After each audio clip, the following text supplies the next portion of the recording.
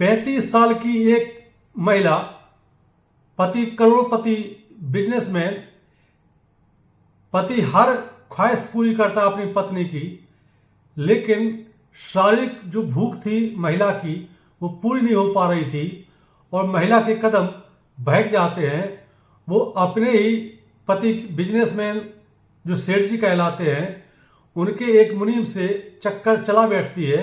वो आखिरकार पूरी प्रॉपर्टी के लालच में उस मुनीम से शादी करने के लिए वो अपने पति का मर्डर कर देती है निर्मम तरीके से, और उसकी डेड बॉडी को एक खेत में दफना दिया जाता है। कहानी कहाँ की है, कहाँ से शुरू होती है और क्लाइमैक्स पर कैसे पहुंचती है और घटनाक्रम का खुलासा आखिरकार पुलिस कैसे करती है, आइए मामले की तह तक चलते हैं। दरअसल 27 फरवरी 2025 को राजस्थान में एक जिला पड़ता है पाली से एक नेशनल हाईवे लगा हुआ है। नेशनल हाईवे के किनारे झाड़ियों से एक खेत लगा हुआ है। उस खेत में एक व्यक्ति की डेड बॉडी बरामद की जाती है। जब खेत का मालिक खेत में पहुंचता है और झाड़ियों के पास पहुंचता है तो उसको मानव अंग दिखाई देते हैं। एक हाथ की उंगलियां खेत में दबी हुई दिखाई देती हैं। किसान घबरा जाता है। वो आसपास के किसानों को वो आवाज देकर बुलाता है। इसके बाद किसानों ने पुलिस को सूचित किया। पुलिस मौके पर पहुंचती है और खेत को खुदवा करके डेड बॉडी को निकालती है। डेड बॉडी को पोस्टमार्टम के लिए भेज दिया जाता है। इसके बाद पुलिस की पहली प्राथमिकता यही कि आखिरकार ये डेड बॉडी है किसकी और किसने इसकी हत्या की है, इसका मोटिव क्या हो सकता है। आखिरकार पुलिस ने जब मामले की पूरी पड़ताल की तो पता चला ये जो डेड बॉडी बरामद की गई है ये कोई छोटा मोटा हल्का फुल्का व्यक्ति नहीं है, बल्कि पाली का मशहूर बिजनेसमैन है जिसका नाम जगदीश कलाल है, जिसकी उम्र लगभग 45 साल है। जगदीश कलाल की शादी 3 साल पहले सुखिया देवी नामक महिला से हुई थी। उसकी उम्र 35 साल है।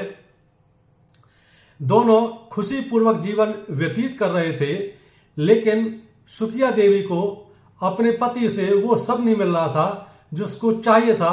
हालांकि उसकी जो आर्थिक डिमांड थी, जो सुख सुविधाओं की डिमांड थी, उसका पति पूरी कर रहा था। इस 3 साल के दौरान महिला को कोई संतान भी नहीं हुई। जगदीश कलाल बिजनेस के सिलसिले में अक्सर पाली से बाहर रहते थे। हफ्ते में 4 से 5 दिन वो बिजनेस टूर पर रहते थे।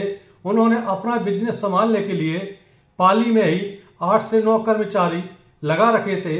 इसमें एक अशोक नाम का मुनीम भी था जो कि जगदीश कलाल को सारा हिसाब किताब देता था।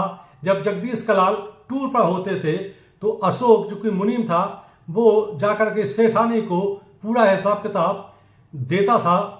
रोज का ही सिलसिला था कि रात्रि में 8 बजे अशोक जो कि मुनीम था वो सेठानी के पास जाकर के पूरा हिसाब किताब देता था। इसी दौरान जो सेठानी है उनकी नजरें अशोक की ओर कामुकता भरी निगाहों से देखने लगती है। हालांकि अशोक के मन में भी यही बात थी। हालांकि अशोक भी शादीशुदा है, उसके 2 बच्चे हैं, लेकिन सेठानी इतनी खूबसूरत है कि अशोक ना चाहे तो ये भी उसकी ओर आकर्षित होने लगता है। एक दिन की बात है, रात्रि में 8 बजे रोज की तरह अशोक हिसाब देने के लिए सेठानी के पास पहुंचता है। इसी दौरान तेज बारिश होने लगती है। जब बारिश बहुत तेज होती है और नहीं रुकती है तो सेठानी अपने मुनीम से बोलती है कि अब बारिश रुकने का नाम नहीं ले रही है, बहुत तेज बारिश है, तुम्हें यहाँ से बाइक चला के 15-16 किलोमीटर दूर जाना है, तो क्यों ना आज रात तुम यहीं रुक जाओ, बगल में एक और बेडरूम है, वहां पर तुम सो जाओ, सुबह निकल जाना। अशोक जो कि मुनीम है वो भी सेठानी की बात मान जाता है और बगल वाले कमरे में जाकर वो रात काटने के हिसाब से पहुंच जाता है।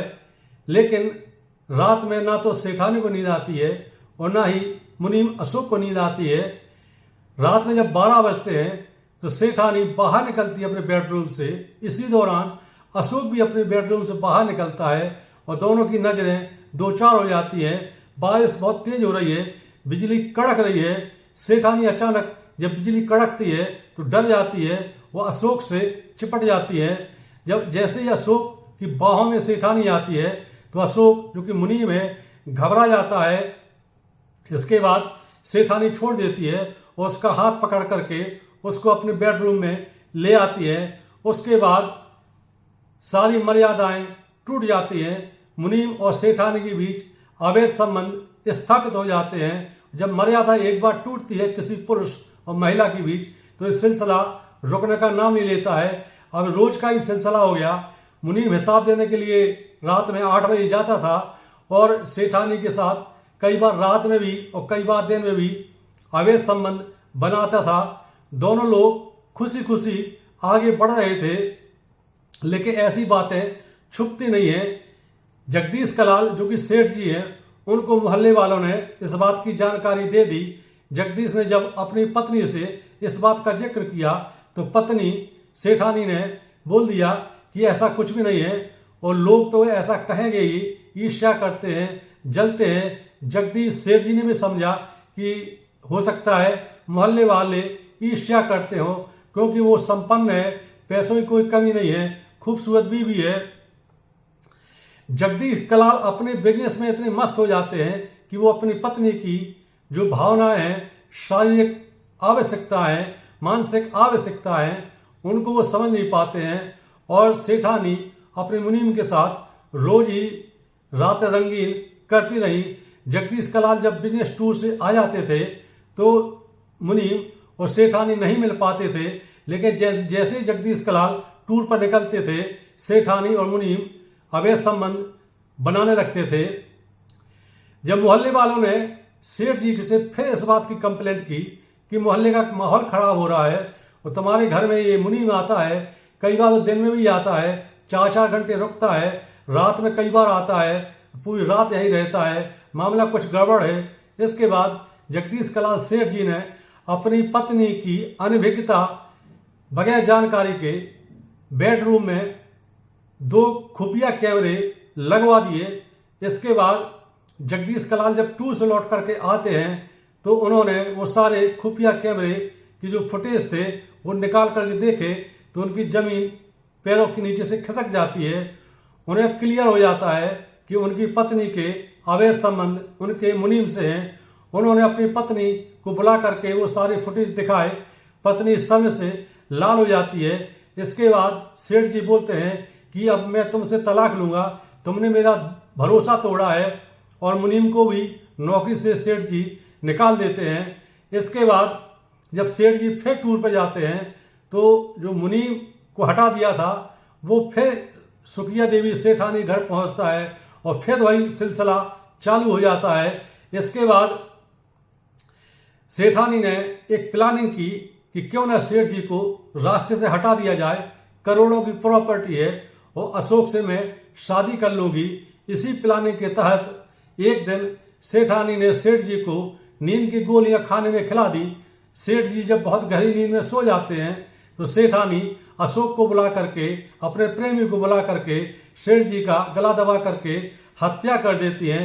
इसके बाद सेठ जी की डेड बॉडी एक कार में रख करके नेशनल हाईवे के किनारे झाड़ियों के बाहर, झाड़ियों के अंदर ले जा करके एक खेत में गड्ढा खोद करके दफना देते हैं।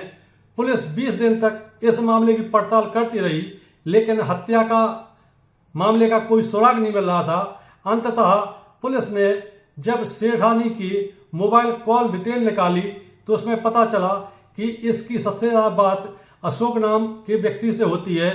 जब अशोक को हिरासत में लिया गया, उससे पूछताछ की गई, वो भी मुकर गया, सेठानी भी मुकर गई। लेकिन जब पुलिस ने वो सारी कॉल डिटेल निकाली और दिखाई, वो आमने सामने बैठा करके सख्ती से पूछताछ की, दोनों टूट जाते हैं और स्वीकार कर लेते हैं कि ये मर्डर हम लोगों ने ही मिलकर किया है। हमारी प्लानिंग ये थी कि सेठ जी को रास्ते से हटा करके हम लोग शादी कर लेंगे और आगे का जीवन आगे बढ़ाएंगे। इसके बाद पुलिस ने सेठानी सुखिया देवी को और मुनीम अशोक को गिरफ्तार करके जेल भेज दिया। ये कहानी आपको कैसी लगी, इसको लेकर क्या कमेंट है? यदि वीडियो पसंद आता है तो हमारा चैनल सब्सक्राइब करें। जय हिंद, जय भारत।